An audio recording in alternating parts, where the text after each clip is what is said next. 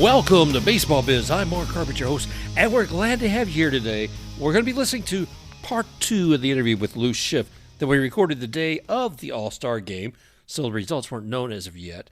And you probably heard the first part already. If not, look at the link at the bottom of this listing here, and you will find a link to part 1. Lou is a judge in Broward County, Florida, but he also teaches a course on baseball and the law at Mitchell Hamline.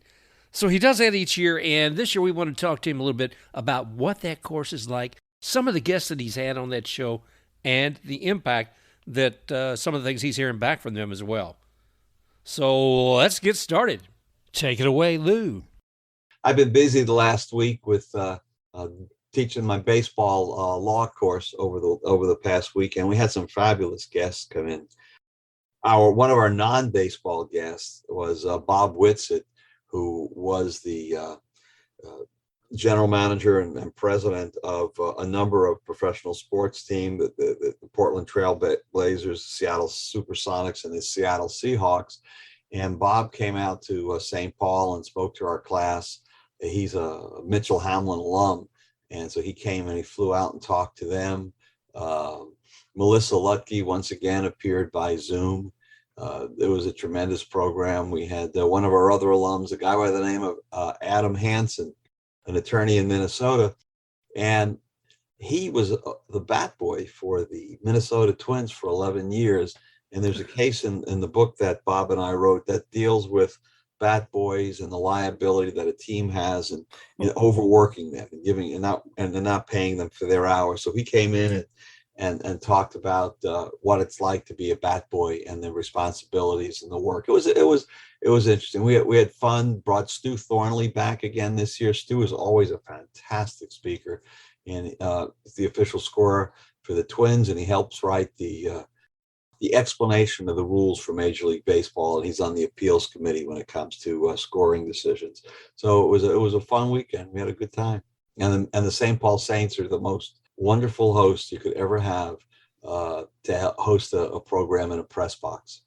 I saw that shot. Yeah, some shots you shared with us. That looked like a lot of fun. Yeah, if folks want to see that, they can go to at Baseball and Law, or they can go to hashtag Baseball and the Law. We put up a number of photos of some extremely gifted professionals who excel at understanding baseball and law and issues, and they give of themselves freely and to speak to the Mitchell Hamline students, which was just such a wonderful thing they did.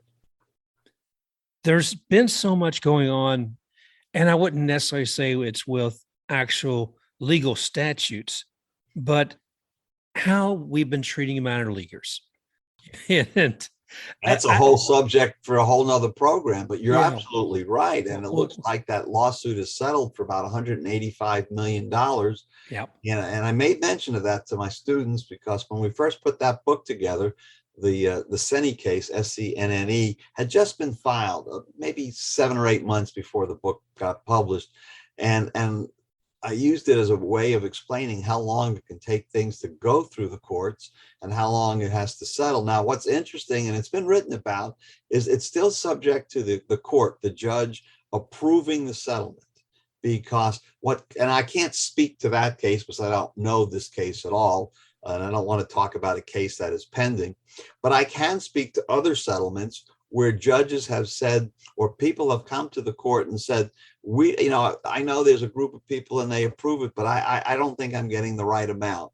And so sometimes things have a way of slowing down. The judge still has to approve attorney fees and costs. In this case, there's a lot there. I read a figure, $5 million in fees, maybe $5 million in costs. And you have to remember, these lawyers have funded this entire litigation on their own for 7 or 8 years. And so that's going to add up. Depositions all over the country, the hiring of experts all over the country. And then I saw today a quote by Manfred that said that he doesn't think minor leagues are being mistreated. I'll leave it at that. Okay. Yeah. I'll leave it at that for now. Here's the thing. I'm never going to hear a case involving minor league ball players, but here's the thing. I think it's been shown successfully that minor league ball players are not being paid enough money. Yeah. Minor league ball players have been treated poorly, and minor league ball players are asking for a little bit more, or in some cases, a lot more. And this is not an internship where you go and you go work for somebody for a summer and you get experience. This is not an internship. This is a job. Yeah. And they're saying, look, we want to be paid for our time. You don't have to pay us a fortune, but we want to be paid for our time. We don't want to put four guys in a hotel room and have peanut butter sandwiches every day, things like that. We don't want to ride on a bus that breaks down. We want to ride on motor coaches that are a little bit better. We got to travel. We don't want to have to ride on a bus 400 miles. Can't you fly us to the next game? There's got to be a better way sometime in treating the ball players. And that's what's going to come out. And there's still going to be more negotiations, and we'll see what happens. And so I could certainly empathize with the minor league ball players. And that's not me as anything other than a baseball fan speaking. Okay. I'm speaking as a baseball fan and someone that has followed minor league baseball and someone that worked in minor league baseball, not as a player, but in minor league baseball, knowing how little that some of these ball players have been paid. Yeah, it's shameful, and people like Manfred should know when to just keep their lips pursed and not say a damn thing. Again, now, for Manfred's side, is that look, he is employed by his job is to send the message of the owners. That's why he's there, and as long as he has the majority of the owners, he stays as commissioner. So when Manfred speaks, he's speaking for the majority of the owners, and the owners believe this, and maybe the party should just sit down and figure out a better way of doing things. There's nothing wrong with that. Parties sit down and discuss it and share what they can do to do better, and then maybe they could come up with a better way of doing it. I don't know. Well, I do want to have another show with you sometime just on some of that.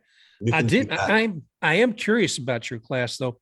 Were there any surprise questions or inquiries that you didn't expect? Yes. I'm going to tell you the most surprising thing I heard. All right. Tom Whaley, who is the executive vice president for the St. Paul Saints, and he's an attorney, fine guy. And they built a new stadium a few years ago using state funds, local funds, municipal funds, called CHS Field. And CHS Bank is one of the big sponsors. And a lot of people put a lot of money into this ballpark. But one thing that Tom Whaley told my class, and it was very refreshing to hear, he said that when they were out trying to sell the stadium to the community in St. Paul, and they're consistently selling out every game. Once the weather gets warmer, from the middle of June on, they pretty much sell out, because as Sean Aronson explained to our class, and he's the play-by-play guy, as he explained, our business isn't necessarily wins and losses. That's the team. But the St. Paul Saints business is creating a fun environment so people want to come back and enjoy the park atmosphere. And Tom would probably be a great guest for you too, to bring on. He said to the class, as matter of factly, that they never told the community that this building was going to be a profit center for the community. He promised the community, though, that it would be something they would be proud of, something they would use, and something that might stimulate business in what they call Lower Town in St. Paul. And it's done all that, but it's not making anybody really any money as a building. But what it's doing is this is a case of truly community pride in St. Paul. They're about 8 or 9 miles from Target Field. And when I was in St. Paul this past weekend, the Twins are losing 2 out of 3 to the White Sox. And the Saints, I don't remember if they won or lost. I went to one game, and I guess they won in 10 innings. and they're drawing about 8,000, which is just slightly under what the Marlins draw on weeknights. There's a lot of pride. There's a lot of community pride in the park and the team and what they do. People like the team. They like the management there. The term Minnesota nice is really true. I have to tell you, my favorite weekend of the summer is when I make my visit to St. Paul and spend time at my old law school. because St. Paul is so much nicer for me in July than it is the middle of February. Well, you planned that well. Well, they plan it well. We can't have a class at a baseball ballpark and watch a baseball game in February. So it works out well. Oh, that was great, man. It sounded like you had some really great guests, in your class and some interesting perspectives. Quickly mention, I know a gentleman I was speaking with earlier this year from a minor league. He was talking about developing a new stadium or field, but with a strategy of also actually building businesses around it. Now, that's from a commercial viewpoint, but from what you're talking about, we're talking about building a community around it, not a business. Yeah, the buildings were already there. Yeah. So unlike some ballparks where they build the stadium and then the part of the buildup is the cost of the buildings are in with the stadium. This is just the stadium. Yeah. They had to get permission from the Minnesota legislature, and that took a lot of work. But other businesses saw a lot of restaurants, the farmers market outside the stadium on the weekends in the morning. It's become in the summertime a community hub. And in the summertime in Minnesota, it gets dark like 9 o'clock, 9:30 at night. And so you can do a lot of outdoor activities at night. Of course, once again, in February in Minnesota, the sun goes down about 3 o'clock in the afternoon, but it's still a great place. It truly is a wonderful place. I really love Minnesota. If I wasn't living in Florida, I'd probably be up in Minnesota. I respect that. I got to, when I was with a newspaper group years ago, and I had to travel, and I do different newspapers every week. And the time I spent in Minnesota, that whole Minnesota nice, I got that. That is something, a thread you can feel through the community and how you're treated, and just a kind of a common good all in all. But before we become a commercial for the before we become a commercial for Minnesota, I'm not on the Minnesota payroll. No. But my weekend up in Minnesota, the state of Minnesota takes out Minnesota state income tax, and I'm not on the payroll for Minnesota. Oh man. Oh, let's come back to Marlin just for a moment. All right. Well, guess what dropped today? It was I guess late last night. The captain, Jeter's six episodes coming out. It's the only reason I still have ESPN Plus on my subscription list. I saw that. I recorded it last night after the home run derby, but I haven't watched it yet. You'll enjoy it. It should be interesting. But I'm looking forward to hopefully at some point later in all this where he's actually talking about what with the Marlins. I don't know if he is or not. I mean, his Marlin career was what, 2.5, 3 years. Yeah. And sometime maybe we can talk about that, because how Jeb Bush was initially going to be one of those owners with him. But well, let's not go down that road. But I do want to say one more thing as far as community ball. That's a great thing about living in Florida. I mean, when spring training comes, we have all these places all around us that we can go and see teams. And throughout the year, even we have a lot of minor league teams here or there that we can go see. Right down the road from me, I have the Lakeland Flying Tigers. They're associated with them. I head over into Tampa. I got the Tampa Tarpons with the Yankees. There's such a great experience. I'm very fortunate, but I really encourage fans time and again, go ahead and enjoy those big league teams, right, but make sure you take the time to go out and find those things close to you, whether it's a college, whether it's a single A, triple A, whatever. There's so much to be enjoyed in this game. Absolutely. All right, brother. Tell me a few other things here. What's baseball and the law? Baseball, and that's where they can find you on Twitter. Sorry, go ahead. No, that's where you can find me on Twitter, usually around 7 to 8 o'clock, 7 o'clock, 7:10 on weekdays, 8 o'clock on the weekends. Something gets posted. Not sure what tomorrow is. I know it's already written and it's up, ready to go out. So I don't know what tomorrow is, but I know it's already written, so it'll go out tomorrow. Yeah. Usually I put them about 3 or 4 days out. But for example, if something happens, like the settlement of the minor league baseball player strike, and it's a legal issue, I'll talk about it or mention it. I noticed that I don't want to say this wrong. There's a lawsuit involving Freddie Freeman's agent, perhaps, And I just read right before we went on, the judge that is doing that case in the defamation action is the same judge that handled the Sarah Palin New York Times defamation case out of New York.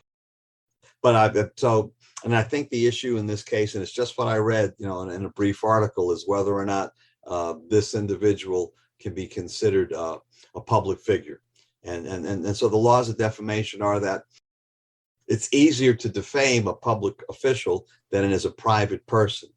And so that'll be the issue, I guess, in this case, whether or not he qualifies under a public official, or is he a private person. So that'll be interesting to follow. And then, once the court makes a decision on that, I'll certainly, then I can, talk a little bit more about it. But that's just all I know, that, there's going to be a lawsuit like that. Yeah.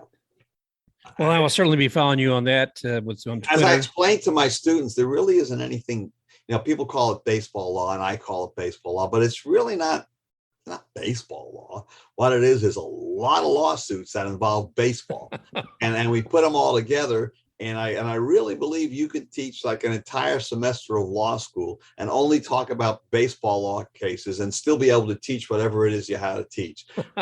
We were talking about appraisals. There's a case out of Florida on appraisals. We're talking about construction litigation defects on a case in the early 1900s on the Baker Bowl when it collapsed in Philadelphia. So there's also, and we talked about medical malpractice and vicarious liability when we talked about the Alan Fish case out of LA, where the young man, 14-year-old kid, was struck on the side of his head with a baseball, hit by Manny Mota, and unfortunately passed away a couple of days later. So you could really teach. There's a lot of fundamentals of law. In baseball, talked about the flying hot dog case in Kansas City, where Slugger hit somebody in the side of the eye with a hot dog, and whether or not the baseball rule applied, which is just they call it the baseball rule, but it's truly just assumption of the risk.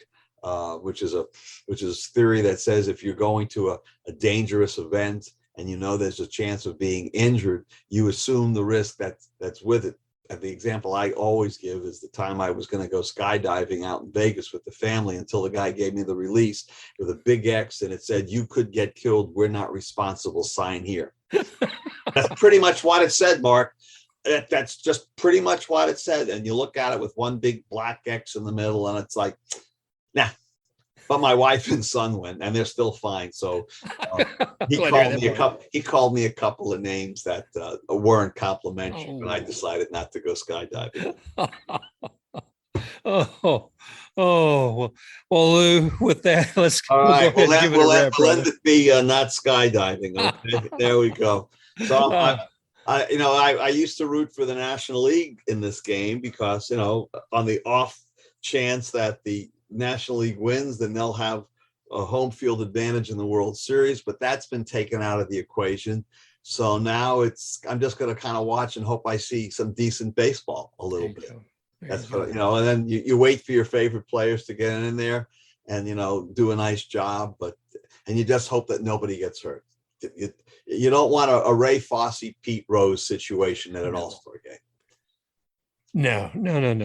Well, I'm going to find myself to a wing joint here shortly. You find a wing joint. My wife was kind enough and bought me a nice steak that I'll throw out on the grill, and I'll watch a little bit of outside, and then when she gets ready to go to sleep, I'll sneak inside and watch it on the inside TV. Okay, Lou. Thank you again, buddy. It's always a pleasure. Thank you so much for reaching out to me the way you do all the time. And I'm looking forward to grabbing a game with you one of these days. Yeah, I'd like to do that. I'm going to try to get down actually to Miami. I figured I went to DC and now I've been Tampa, and it's a lot closer. But if you're here, if you come down, I'll buy the tickets. All right, brother. All right. Okay. Well, that's Mr. Lou Schiff, the Honorable Lou Schiff, who is also a professor in teaching law and baseball law specifically. Baseball law specifically, right? Baseball, yeah. So, man, we're glad to have you here again, and I'm sure there's some other great topics we can talk about in the future. All right. Well, you be well, and we'll talk soon. Thanks, buddy. Take care. Bye.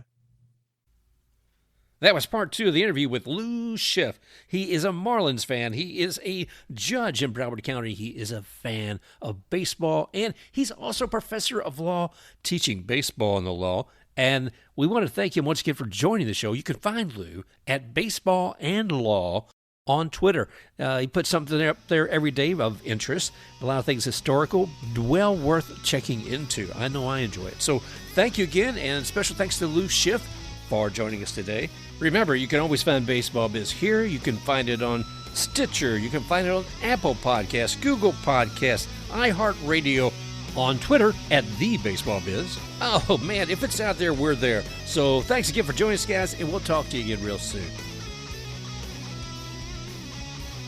Special thanks to XTakeRUX for the music, Rocking Forward.